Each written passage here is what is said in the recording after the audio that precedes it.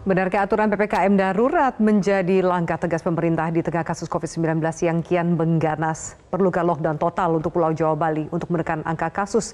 Bagaimana persiapan dari daerah? Kita terhubung dengan Wali Kota Semarang, Hendrar Prihadi, dan epidemiolog Windu Purnomo. Pak Hendi, Pak Windu, selamat malam. Selamat malam Mbak Afi, selamat malam Pak Windu. Selamat malam Mbak Afi. Selamat malam. Baik, Bapak-Bapak terima kasih untuk hadirannya. Kita langsung akan membahas. Saya akan ke Mas Hendi terlebih dahulu. Mas Hendi, Kota Semarang ini menjadi satu dari 48 kabupaten kota yang terdeteksi masuk ke level 4. Apakah sudah ada persiapan dan pembahasan yang dilakukan untuk penerapan tanggal 3 Juli nanti? Ya, dengan positif rate 25%, angka kematian di Kota Semarang 6,4, dan jumlah hari ini ada 2.311. Tentu saja pada saat kemudian Semarang dinyatakan sebagai daerah dengan level 4, kami sudah persiapkan dari awal. Seminggu yang lalu kita sudah revisi peraturan wali kota terkait dengan pembatasan kegiatan masyarakat. Kalau ini kemudian dibandingkan dengan PPKM darurat, maka kami melihat tinggal sekitar empat yang harus kita koreksi. Pertama, work from home-nya dari yang selama ini hanya di lingkungan pemerintah Kota Semarang, kita akan kemudian rubah peraturan wali kota juga ke arah keluar. Yang non-esensial mencapai 75%, yang esensial 50%. Yang kedua, waktu itu kita sudah batasi pernikahan maksimal 50 orang. Nah, di aturan ini kan 30, kita akan sesuaikan. Kemudian yang ketiga, tempat perbelanjaan selama ini tutup sampai jam 8 malam. Tapi di aturan sekarang pusat perbelanjaan dan mal harus tutup. Kita akan sesuaikan itu. Dan satu lagi, tempat ibadah. Tempat ibadah yang selama ini kita perbolehkan dengan pembatasan kapasitas. Hari ini di Kota Semarang mulai pertanggal 3 sesuai dengan aturan PPKM darurat harus kita tutup. Maka besok kami akan kumpulkan semua tokoh agama, terutama pengelola tempat ibadah untuk bisa mensosialisasikan yang namanya PPKM darurat di Kota Semarang. Baik, kalau bicara soal PPKM darurat dengan peraturan yang lebih detail, mungkin lebih ketat daripada PPKM mikro yang sebelumnya sempat dijalankan, banyak juga masyarakat yang khawatir, terutama dari sisi perekonomian mereka. Tadi Anda menyebutkan ada beberapa yang akan diadaptasi per tanggal 3 Juli. Dari kondisi perkantoran yang harus work from home, sekian persen, mungkin 100%. Kemudian pertokoan mal harus tutup, rumah makan juga hanya menyediakan layanan antar saja. Mana yang menurut Anda yang paling memberatkan untuk masyarakat dan bagaimana cara Anda mensosialisasikannya? Yang paling berat tentu saja ada yang di level mikro ya, menengah ke bawah gitu ya. Terutama kawan-kawan yang hari ini ada di sektor PKL, sektor warung gitu. Ini kita harus sosialisasikan secara intensif bahwa keberadaan mereka sampai dengan tanggal 20 Juli hanya melayani take away. Kami sudah koordinasi dengan Forkombinda hari ini terkait hal-hal yang nantinya cukup meresahkan masyarakat. Tapi kami yakin bahwa apapun yang sedang dilakukan hari ini adalah yang terbaik untuk Republik ini.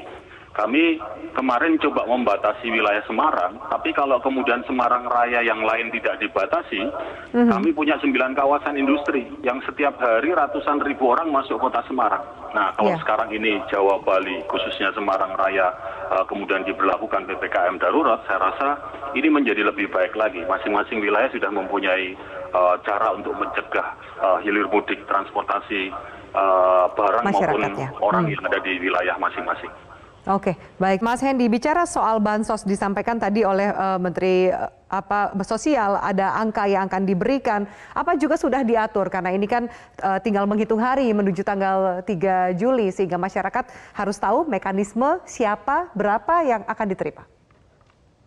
Ya, kalau hari ini yang kita berikan bansos selama pergerakan COVID yang naik adalah warga yang isoman, isolasi mandiri. Kita ini kalau nggak salah kemarin saya sudah konsolidir, sudah hampir 4.000 lebih sembako yang kita bagikan ke masyarakat yang isoman.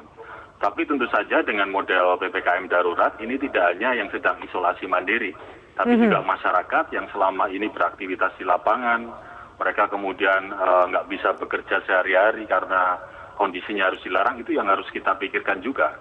Kami sudah sampaikan kepada Kepala Dinas Sosial kami untuk koordinasi dengan rekan-rekan camat untuk mendata 1-2 hari ini berapa keluarga yang terdampak. Dan itu akan kita berikan bantuan sosial selain bantuan sosial yang memang merupakan hak mereka yang dari Kementerian Sosial.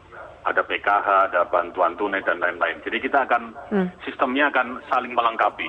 Yang sudah dapat bantuan dari Kementerian Sosial pasti tidak akan mendapatkan bantuan dari pemerintah Kota Semarang.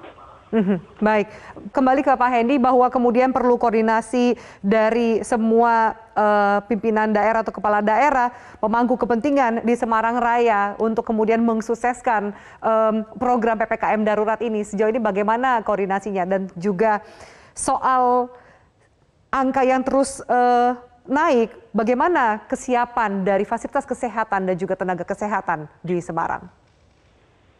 Ya, yang paling sering dikomplain masyarakat adalah hari ini ambulan jadi susah didapatkan.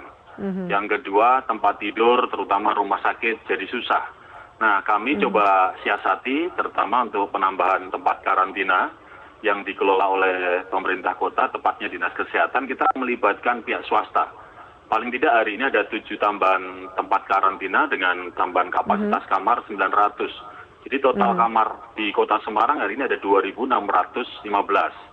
Rumah sakit sebelum ada pergerakan ini kapasitasnya 1.100, sekarang sudah mencapai 1.700. Mereka sudah menambah bed, menambah kamar untuk bisa melayani masyarakat.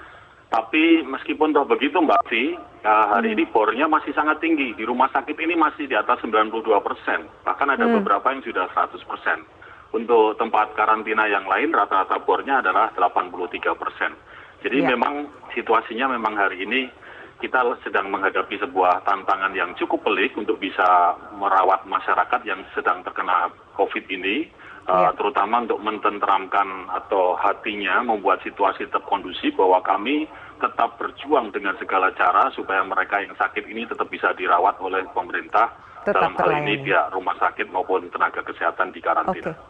Baik, Mas Hendy, Pak Windu, terima kasih banyak. Semoga kemudian PPKM darurat ini bisa sangat efektif, termasuk juga bantuan dan kerjasama dari masyarakat untuk menurunkan angka COVID-19 di tanah air. Terima kasih atas waktu dan diskusi kita di Prime Time News.